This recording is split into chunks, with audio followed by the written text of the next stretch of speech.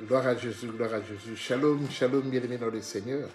Soyez bénis ce soir, Jésus-Christ est Seigneur. Nous nous retrouvons une fois de plus, bien-aimés, dans le cadre de nos enseignements dans la clé de la maison de David, la clé de la maison de David de notre plateforme, où nous avons l'habitude de nous rencontrer régulièrement 2 fois par semaine pour la gloire du Seigneur Jésus. Nous voulons écouter la parole du Seigneur et voir ce que le Seigneur nous a préparé pour ce soir. Mais avant cela, prions. Tendre Père, nous bénissons ton nom et te rendons gloire et grâce parce que tu es le Dieu Tout-Puissant. Merci pour ta présence au milieu de nous. Merci pour ta main puissante qui ne cesse de nous garder, de nous protéger et de nous assister, Père. Merci pour le souffle de vie, Seigneur, que tu as renouvelé à chacun de nous ce jour. Et merci pour cette grâce particulière parce que nous n'avons rien mérité, Seigneur. Mais c'est par ton amour que nous sommes là et nous sommes comptés parmi les vivants. Laisse que ton nom soit encore élevé ce soir. Laisse que ta parole puisse encore nous donner la vie parce que la Bible déclare qu'au commencement était la parole et la parole était avec Dieu et la parole était avec Dieu, était Dieu. Manifeste-toi, Seigneur, du début jusqu'à la fin de ce live. Seigneur, règne en puissance et en majesté afin que nous puissions vivre ta présence et la puissance de ta gloire au milieu de nous. Sois béni car tu es le Dieu Tout-Puissant. Reçois l'honneur, la puissance et la magnificence. Dans le nom du Seigneur Jésus, nous t'avons ainsi prié. Amen. Shalom, shalom, bien-aimés dans le Seigneur. Soyez bénis. Le pasteur Ézéchias, nous sommes là dans le cadre de la clé de la maison de David. Tout au long de la semaine, le Seigneur nous a beaucoup interpellés par rapport à certaines situations que nous traversons et pour lesquelles nous avons l'impression que nous n'avons pas d'issue. Il n'y a pas d'issue à ces situations que nous traversons. Depuis que la situation s'est empirée, ça ne cesse de continuer à être en pire. Et cela nous pousse par moments à être découragés. Alors que nous prions le Seigneur tous les jours, nous respectons tous les principes qu'il nous donne, mais malheureusement, il se fait que cela ne change toujours pas. Alors le Seigneur nous a dit, ne baissez pas les bras. Ne baissez pas les bras parce que quand vous voyez ce genre de situation continuer à devenir assez courant, le Seigneur nous a dit quelque chose d'assez particulier. Il nous a dit, dans ce genre de choses, quand vous voyez que rien ne va, quand vous voyez qu'il n'y a aucune amélioration, gardez le silence. C'est ainsi qu'il est écrit dans le livre de Exode, chapitre 14, le verset 14. Il est écrit, le Seigneur, il est écrit ceci, gardez le silence. Exode 14, verset 14, ça allait très mal pour les enfants d'Israël parce que c'était après les 12 plaies de Pharaon. Et comme ils n'arrivaient pas à sortir de l'Égypte de la servitude, le Seigneur leur a dit dans le livre d'Exode, chapitre 14, le verset 14, le Seigneur leur a dit exactement ceci. Il leur a dit, l'Éternel combattra pour vous et vous gardez le silence. Bien-aimés, nous voulons parler du silence. Le Seigneur nous fait comprendre que quand la situation s'envenime, quand la situation devient insupportable, quand on n'arrive pas à voir les 2 bouts du mois, quand on n'arrive pas à voir l'issue, bien aimé, c'est comme si on est dans un tunnel, et depuis qu'on est dans les ténèbres, dans le tunnel, on ne voit pas la clarté du jour. Il n'y a même pas une lueur de clarté au loin. Et c'est de cela que le Seigneur nous dit, quand vous voyez ce genre de choses arriver dans votre vie, il dit, gardez le silence. Pharaon était à la poursuite des enfants d'Israël parce qu'ils avaient fui. Pharaon avait attelé tous ses chars et il était avec ses acolytes et il poursuivait, mais il poursuivait réellement les fuyards qui étaient les Israéliens qui s'enfuyaient de l'Égypte. Mais ils ne savaient pas comment ils allaient quitter la terre d'Égypte. Parce que plus loin, il y avait la mer Rouge. Mais le Seigneur leur avait dit seulement, continuez à aller. Gardez le silence, allez-y. Mais il savait bien que plus loin, quelques kilomètres plus loin, il y avait la mer. Et il n'y avait pas de pont au-dessus de la mer pour qu'ils puissent traverser la mer Rouge. Le Seigneur leur a dit seulement, gardez le silence. Continuez, gardez le silence. Je combattrai pour vous, mais vous, gardez le silence. Bien aimé, en évoluant, en gardant le silence, mais réellement, en réalité, ils ne voyaient pas d'issue. C'est difficile de dire à quelqu'un, et seulement la foi, le Seigneur agira. Crois seulement, le Seigneur agira. Bien aimé, entre le fait qu'on te demande de croire seulement, et le fait que tu essaies d'expérimenter cette foi active, c'est toujours un problème. Parce qu'on te dit de croire. Tous les daddy que tu vas appeler vont dire, oui mon fils, oui ma fille, crois seulement. Dans telle situation, je te demande seulement la foi. Bien aimé, la foi, je l'ai. La foi, nous l'avons tous. Mais dans certaines circonstances, où on ne voit pas comment cette histoire va se terminer, on a tendance à perdre la foi. Ou bien on a la foi, mais cette foi n'est plus tellement active, parce qu'on se rend compte qu'il y a un réel danger. C'est ce que les enfants israéliens qui s'enfuyaient d'Égypte, c'est ce qu'ils ont dû ressentir. Parce qu'ils savaient que le Seigneur leur a seulement dit, allez-y, allez-y, continuez. Moi, je combattrai pour vous. Mais vous, gardez le silence. C'est ainsi que, bien aimés, ils ont évolué. Ils ont évolué pendant de longues distances. En évoluant, bien aimés, il se fait que quand ils sont arrivés tout près de la mer Rouge, le Seigneur va ordonner à Moïse. Il va dire, lève ta verge. Étends ta verge sur la mer Rouge. Quand Moïse a étendu sa verge sur la mer Rouge, la Bible déclare que la mer s'est arrêtée. Il y a eu une fente qui s'est faite dans la mer, donc les eaux se sont séparées, un passage est apparu sec. Le sable était sec et cela a permis aux enfants d'Israéliens de traverser. Et nous connaissons la suite. Quand Pharaon, quand il est arrivé plus tard avec ses acolytes et ses chars, quand Pharaon a essayé de rentrer dans le passage, la Bible déclare que l'Éternel les a laissés évoluer. Et quand ils sont arrivés au milieu de la mer, eh ben, le Seigneur a fait revenir l'eau et l'eau est revenue. Il les a engloutis tous et ils sont partis. Bien aimés. Il y a des choses que nous ne voyons pas, mais que l'Éternel voit. Parce que si le Seigneur permettait que nous puissions voir tout ce qu'il voit, je crois qu'on ne le prierait plus. On ne le prierait plus. Parce qu'on allait voir l'invisible. Bien-aimés, nous sommes environnés d'un monde qui est invisible, qui est tout autour de nous, que nous ne voyons pas. Le Seigneur avait dit à un de ses serviteurs, il a dit, si je t'ouvrais les yeux pour voir la multitude des soldats, la multitude de l'armée qui est tout autour de toi pour te défendre, tu ne croirais pas. Tu ne croirais pas. Mon frère, ma soeur, je sais que la situation que tu traverses est difficile. Je sais que ces derniers temps, tu as des difficultés énormes. Je sais que ce problème, depuis que cela a commencé, cela n'a jamais abouti. Tu es découragé, tu es fatigué, tu es épuisé de continuer à prier pour ce problème. Mais le problème persiste. Le Seigneur te dit ce soir, garde le silence. Moi, je combattrai pour toi. Bien aimé, quand nous lisons dans le livre de Job au chapitre 2, tout le chapitre 2, bien aimé, on explique comment Job qui était chez lui, Job qui avait beaucoup d'argent, qui avait beaucoup de biens, Job qui avait 10 enfants, Job qui avait des travailleurs par-ci, par-là, Job qui était prospère dans sa vie. On nous explique comment on est venu un beau jour raconter à Job comment tu as fait, comment ces affaires ont commencé à disparaître. Il y a un serviteur qui est venu lui dire, tiens, tes enfants étaient en train de festoyer dans la campagne, dans la grande maison qu'il y a dans la campagne là-bas. Ils étaient en train de festoyer et subitement le feu a pris.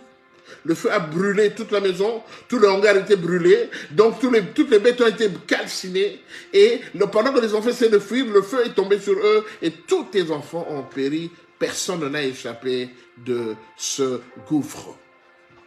Bien aimé, pendant que celui-là n'avait pas encore terminé, il y a un autre qui viendra pour annoncer que voilà, de l'autre côté, quand on était parti au marché, pendant qu'on était en train de vendre le troupeau, on ne comprend pas, un feu est surgi de nulle part et il est venu consumer toutes les bêtes qui nous restaient.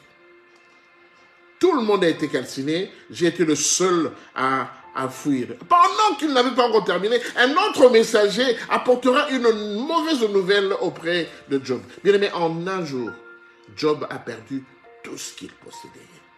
Il a perdu tous les enfants, il a perdu tous ses biens, il lui restait seulement sa femme. Parce qu'eux, ils n'étaient pas partis, ils étaient restés à la maison. Donc, en une journée, en quelques fractions de secondes, Job avait perdu tout ce qu'il possédait. Bien aimé, la situation était devenue pire. Donc, Job il ne lui restait plus rien. Il n'avait plus rien. Tout était perdu. Tout était parti. La Bible dit au verset 9, Job chapitre 2, du verset 9 au verset 10.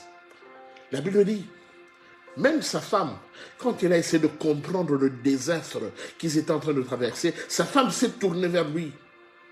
Et sa femme lui a dit ceci, maudit seulement ce Dieu-là et meurt. Bien aimé, vous vous imaginez la femme qui était sa moitié, la femme qui était l'os de ses os, la chair de sa chair, cette femme-là qui était une partie de lui. Cette femme-là arrivera à lui dire, quand elle s'est rendue compte qu'ils n'avaient plus rien, qu'ils avaient tout perdu, cette femme-là s'est rendue compte, elle a dit, mais on va s'en sortir comment? Tous les crédits que nous avons pris pour que cette affaire tienne, tous les engagements que nous avons pris pour que cette affaire évolue. Et aujourd'hui, on n'a plus rien. Cette dette-là qu'on a prise, parce qu'on veut construire dans le pays. On a contracté une grande dette. Et tout ça, c'est parti à l'eau. Mais comment on va rembourser ça? C'est impossible. Et il a dit à Job, maudit seulement ce Dieu-là, qui t'a trompé. Maudit seulement ce Dieu-là, qui a permis que nous puissions aujourd'hui arriver dans une situation assez difficile. Et quand tu l'auras maudit, comme ça tu mourras. Et moi aussi je vais mourir. Parce que je ne vois pas comment on s'en sortira de cette situation. Bien aimé dans le Seigneur. Bien aimé, continuez à vous abonner sur notre chaîne YouTube, La Clé de la Maison David, s'il vous plaît.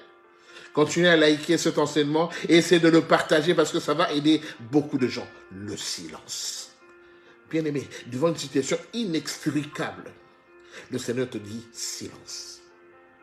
Bien aimé, la femme a dit à Job, maudit seulement ce Dieu et meurt. Alors la Bible déclare que, quand vous lisez le verset 9, la Bible déclare que Job n'ouvrit jamais ses lèvres.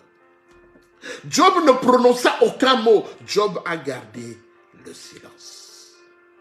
Bien aimé, par moments, le silence nous permet de réfléchir.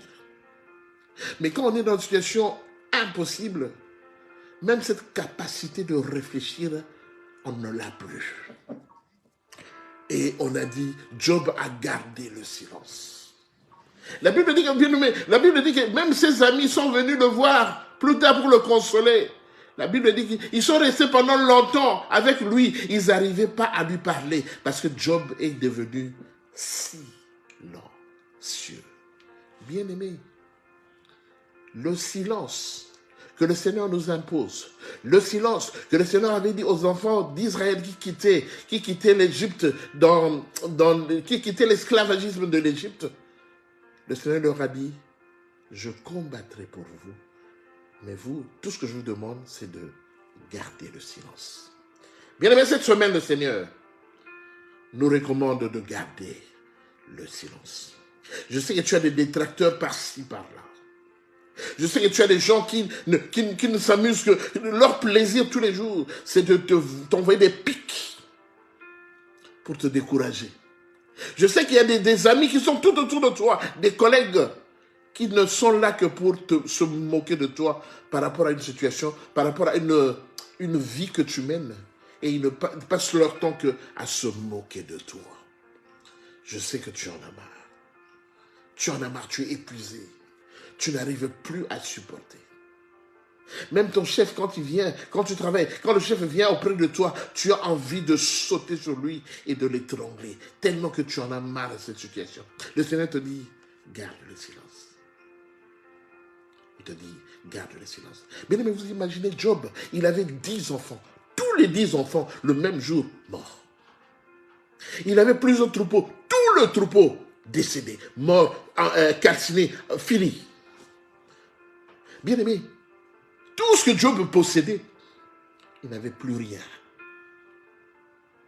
Et le diable a commencé à faire la fête. Parce que le Seigneur avait permis au diable, il a dit, je te le laisse, mais épargne sa vie.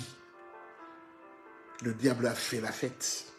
Il a dit, voilà, je t'avais dit que si tu lui prends seulement tout ce que tu penses, tout ce qu'il possède, il va te haïr. Mais la Bible dit, Job ne pécha point de ses lèvres.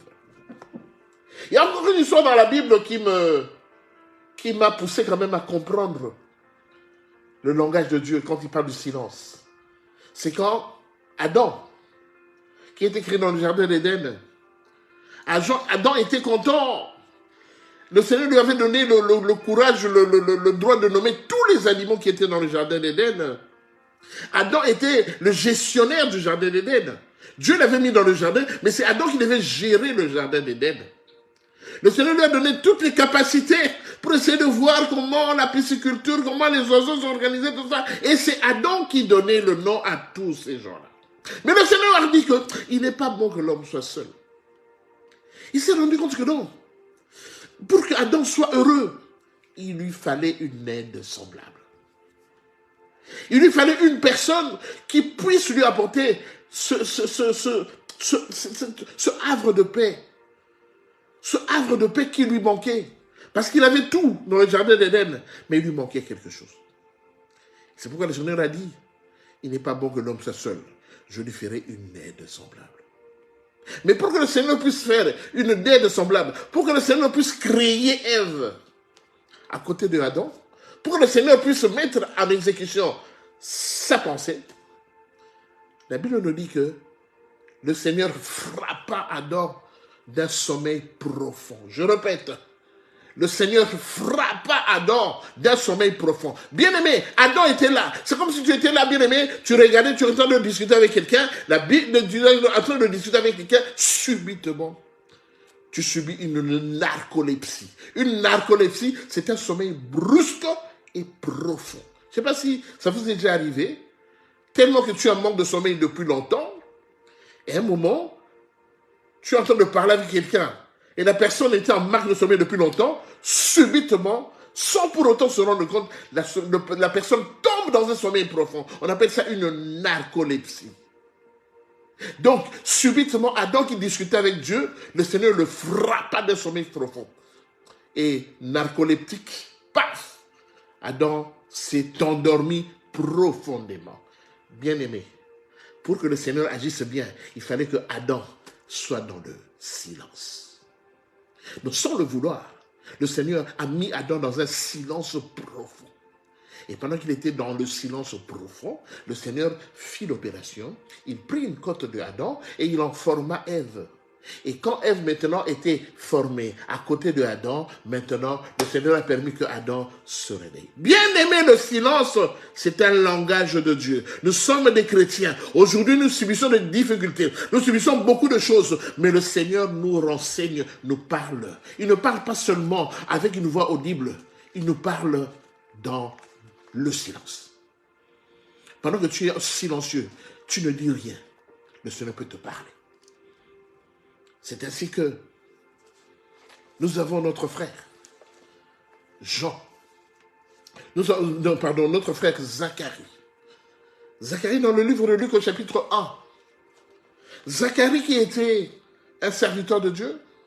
Zacharie qui était choisi par le sort ce jour-là pour qu'il apporte le parfum dans le tabernacle.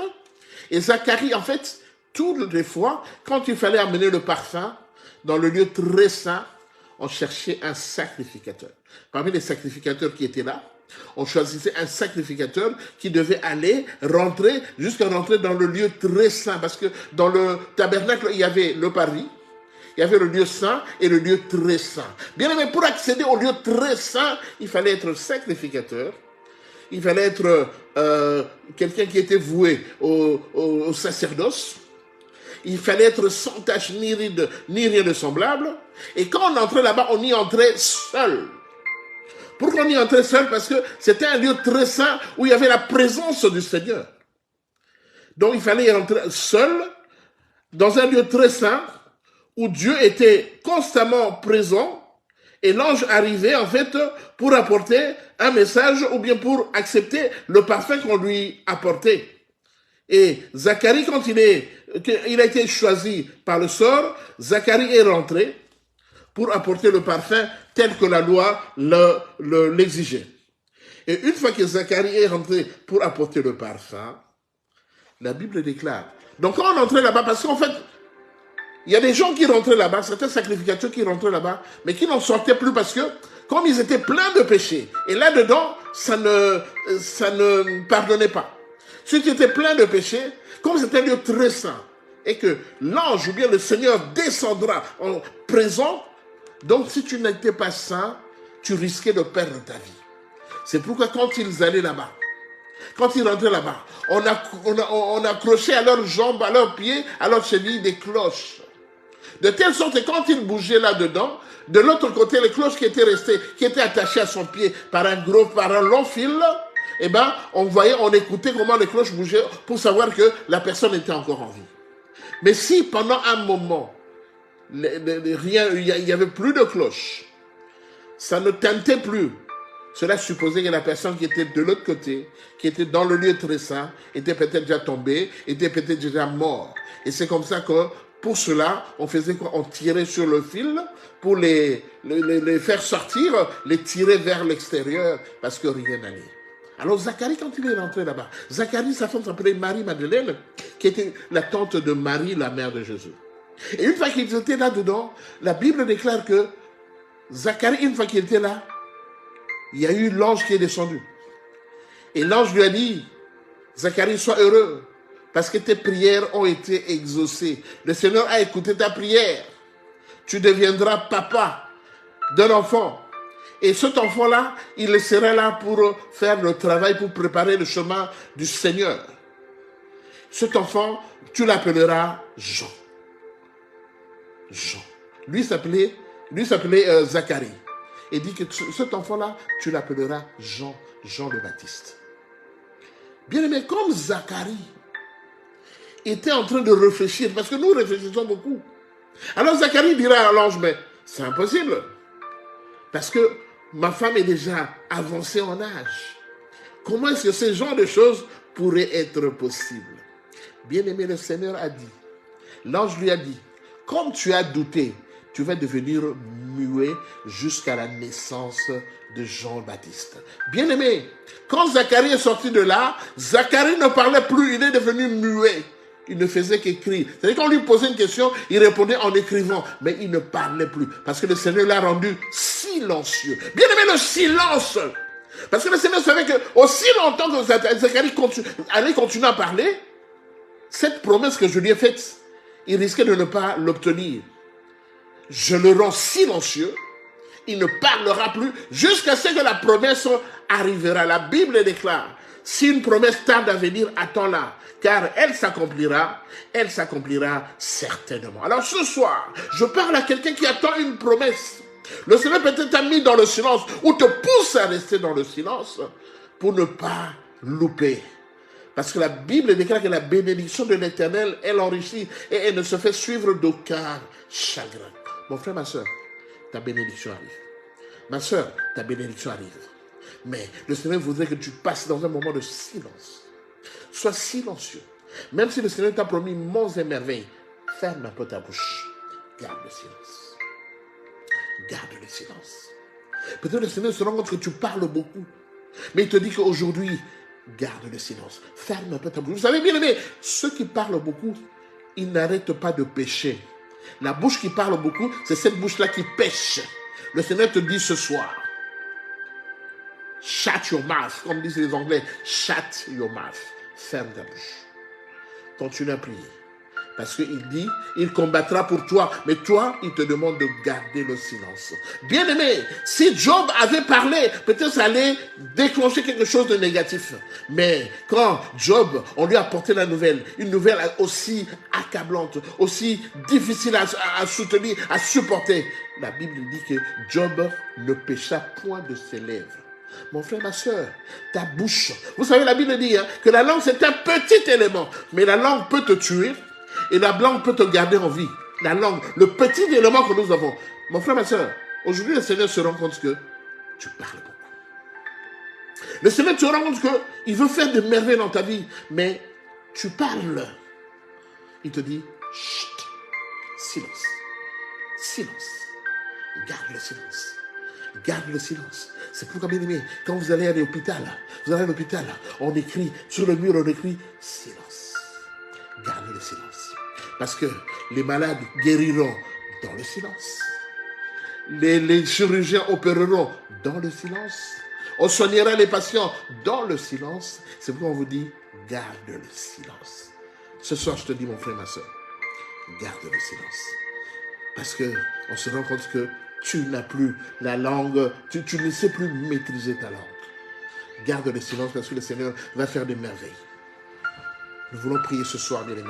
Nous voulons prier parce que le Seigneur nous a enseigné le silence ce soir. Regarde peut-être ton problème là, ton problème de ces jours, ça n'aboutit pas parce que tu n'arrêtes pas de parler. Et tu parles à n'importe qui. Mon frère, ma soeur, celui qui est à côté de toi, celui qui vit avec toi, celui qui étudie avec toi, il n'a peut-être pas ce que toi tu possèdes.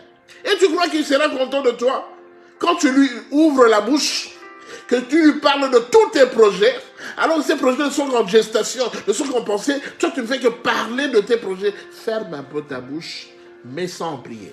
Si tu veux parler de tes projets, parle à Dieu dans la prière. Mais arrête de trop parler, bien-aimé. Pour que les enfants d'Israël puissent obtenir la vie sauve, ils devaient être dans le silence. Pour que Adam puisse obtenir celle qui est aujourd'hui os de ses os, chair de sa chair, Adam, le Seigneur l'a mis dans un silence profond. Mon frère, ma soeur, Job a eu la vie sauve parce qu'il a fermé sa bouche. Parce qu'il n'a pas maudit Dieu. Bien que sa femme lui poussait à maudire, mais il n'a pas maudit Dieu. Il a fermé sa bouche. Le Seigneur prépare de bonnes choses pour toi. Mais toi, tu as la bouche facile. Tu as le langage facile. Je ne vous dis pas, je ne vous demande pas de ne plus jamais parler, non. Mais, par moment, quand tu prépares tes affaires, tes choses, garde un peu ta bouche. Parce que ta bouche va t'empêcher de pécher. Or, quand tu pêches, tu vas mourir. Nous voulons prier, bien-aimés, parce que ce soir, le Seigneur nous demande de garder le silence. De garder le silence parce que lui, il combat pour nous. Nous n'arrivons pas à obtenir des victoires par rapport au combat que nous avons parce que nous n'arrivons pas à garder le silence. Le Seigneur te recommande. Mais non, c'est une recommandation. Garde le silence. Moi, je combats pour vous. Le Seigneur combattra pour toi. Moi, je ne fais que te passer le message. Mais moi, je ne combattrai pas pour toi. Mais c'est le Seigneur qui combattra pour toi. Moi, je peux prier pour toi. Mais la personne qui combattra pour toi, qui t'apportera la victoire, ce n'est pas moi, c'est le Seigneur. Mon frère, ma soeur, il est temps. Il est temps de changer ta façon de voir les choses. Il est temps de changer ton comportement. Parce qu'aujourd'hui, il y a une grâce particulière à ceux qui vont garder le silence. Là où tu es et mets ta main sur le cœur, nous voulons prier pour que ce que le Seigneur a dit, qu'il le mette en pratique. Prions. Tendre Père, tu es le Dieu Tout-Puissant. Tu ne parles pas en vain, Seigneur Jésus. Tu n'es pas celui-là qui crie dans le désert, mais tu cries, Père Jésus, dans un milieu fertile, où il y a des gens qui écoutent ta parole, il y a des gens qui écoutent tes principes, et il y a des gens qui essayent de mettre en pratique, Père de gloire, tout ce que tu leur recommandes. Seigneur, je ne suis qu'un instrument inutile. Je ne suis rien par rapport à ton peuple. Je ne suis rien, Père de Jésus, devant cette auguste assemblée. Mais je sais que c'est toi qui fais toutes choses et qui organise toutes choses, Père de gloire. Seigneur, tu vois la situation de mon frère et de ma soeur. Tu vois depuis combien de temps qu'il attend que cette situation s'améliore, mais il n'y a aucune amélioration. C'est combien de fois mon frère a subi autant d'examens médicaux, mais ces examens, Père de gloire, n'ont jamais rien apporté de concluant, parce que Seigneur Jésus, rien ne va.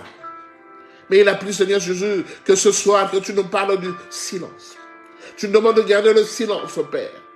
Ma prière est que, Seigneur, que tu puisses toucher mon frère, que tu puisses toucher ma soeur, Père de gloire, afin que réellement chacun de nous puisse garder le silence. Parce que dans le silence, Père, toi tu agis, Père. Parce que tu m'as dit aussi que toi tu agis dans le secret.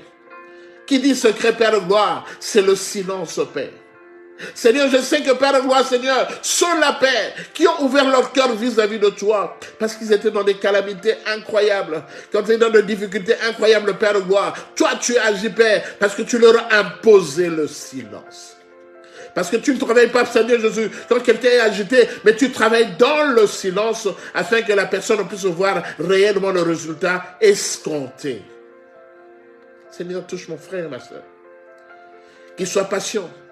Qu'il soit patient, que nous soyons patients, Père de gloire, dans le silence, à attendre que tu agisses, Père. Nous, tout ce que tu nous as recommandé, c'est de nous présenter sur le champ de bataille. Mais c'est toi qui combattras pour nous, et tu nous as dit, gardez silence. Seigneur, que cette parole ne soit pas une lettre morte, mais que nous puissions le mettre en pratique, Père, afin que nous puissions voir la puissance de ta grâce, et l'exactitude de tout ce que tu nous recommandes et tu nous dis, Père, parce que tu n'es pas un fils de l'homme pour mentir, ni un fils de l'homme pour te repentir. Je te bénis pour cette grâce particulière que tu feras auprès de ma soeur, que tu feras auprès de mon frère, Père de gloire. Et je sais que, Seigneur, mon Rédempteur que tu es, il se lèvera le dernier. Je sais que, Père, dans cette difficulté, dans ce combat, c'est toi qui vas te lever le dernier. Et je sais que le moment est tout proche. Laisse que ta paix, Seigneur, soit dans mon cœur. Ta paix soit dans le cœur de mon frère et de ma soeur. Et que nous puissions vivre, Père de gloire, la puissance de ta grâce. Que ton nom soit loué, Seigneur. Fais selon ton bon vouloir, Père de gloire, Seigneur. Parce que moi, je n'ai rien à te recommander, Père. Mais j'attends, Seigneur, l'accomplissement de tes actes dans ma vie. J'entends l'homme de Galilée, Père, le fruit de tes actes, que cela soit manifeste dans ma vie, afin que je puisse avoir le temps et la possibilité de témoigner des merveilles que tu ne cesses de faire pour ma vie, pour la vie de mon frère et de la vie de ma soeur. Que ton sang précieux nous couvre, Père, et que ton esprit soit à l'œuvre en toutes choses, afin que, Seigneur, réellement, que nous puissions vivre dans le silence tel que tu nous recommandes. Reçois l'honneur, la puissance et la magnificence. Dans le nom de Jésus, nous avons prié. Amen. Amen, amen, amen, bien-aimés. Soyez bénis. Une seule recommandation ce soir, le silence. Le silence. Garde le silence. Continue à prier, mais garde le silence. Le Seigneur va te combattre pour toi, mais il te demande seulement une seule chose. Garde le silence. Nous allons garder le silence durant tout ce week-end,